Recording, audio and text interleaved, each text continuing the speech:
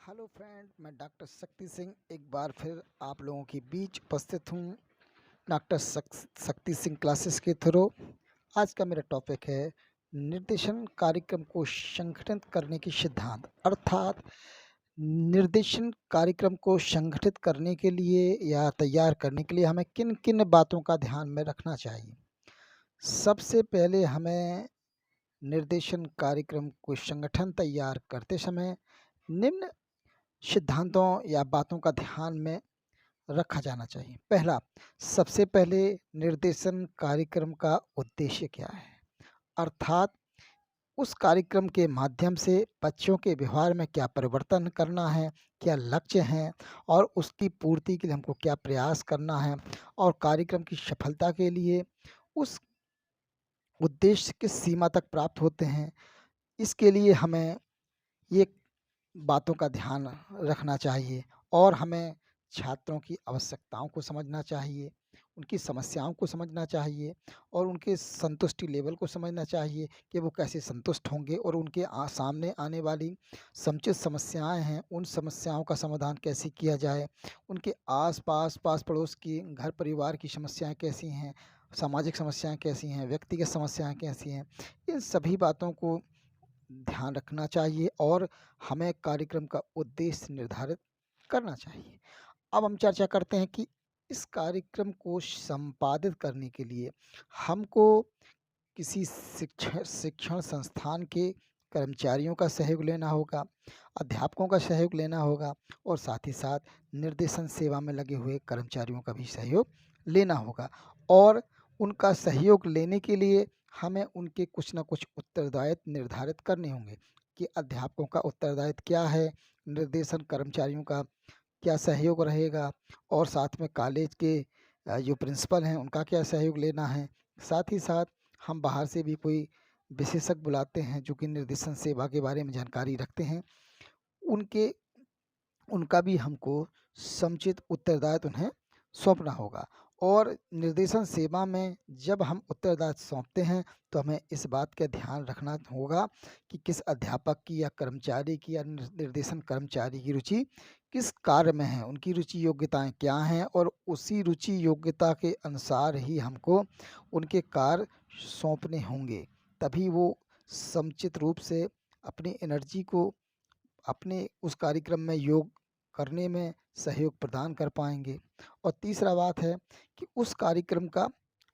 मूल्यांकन करना। तो अगर हम देखें कि जब कार्यक्रम आरंभ हो जाता है तो उस कार्यक्रम की क्या प्रगति है, कैसे उस कार्यक्रम संपादित होता है और हमें उस संपूर्ण कार्यक्रम का मूल्यांकन करना होगा कि आखिरकार बच्चों की समस्याएं क्या थीं, उनको क्या-क्या निर्देशन प्रदान किए गए, विशेषज्ञों ने क्या सहयोग प्रदान किया, बच्चों ने क्या समस्याएं रखीं और साथ ही साथ जो विद्यालय के कर्मचारियों ने क्या सहयोग प्रदान किया, शिक्षकों ने क्या सहयोग प्रदान किया, क्या कार्यक्रम उस उद्देश्य के लिए तैयार था जिस उद्देश्य के लिए उस कार्यक्रम को करने का निर्णय लिया गया। तो छात्रों की समस्याओं और आवश्यकताओं के संबंध में जो निर्देशन के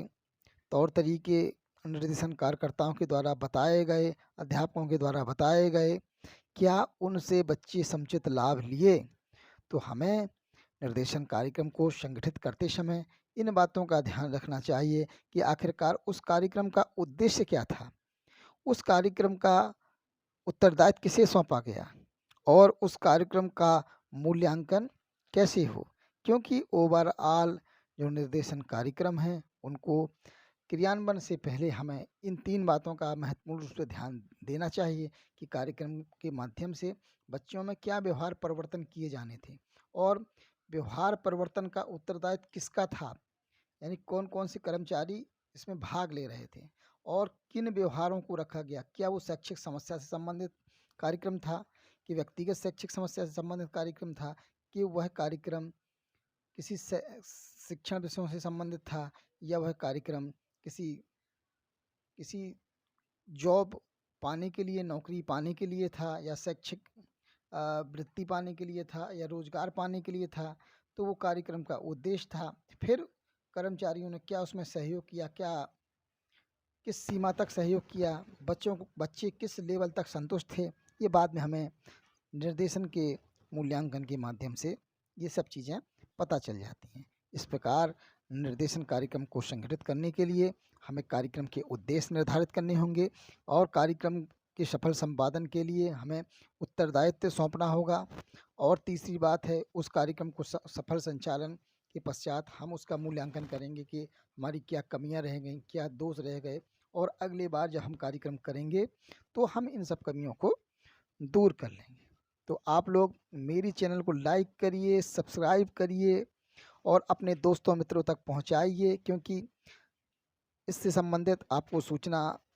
जानकारी शायद ना मिली हो अन्य चैनलों पर। तो मैं प्रयास करूंगा कि आप लोगों की समुचित समस्याओं का समाधान कर सकूं, और इसके लिए मैं प्रयासरत कर रहा हूं कि ये पूरी जो भी निर्देशन एवं परामर्श से संबंधित जो जितने भी फैक्ट बातें हैं मैं उन्हें कम और अच्छे शब्दों में आप लोगों को बता और समझा सकूं। इसके लिए मैं पूरी प्रयास करूंगा। आप लोगों ने मुझे बहुत ही धैर्यपूर्वक सुना, उसके लिए आप लोगों का बहुत बहुत धन्यवाद।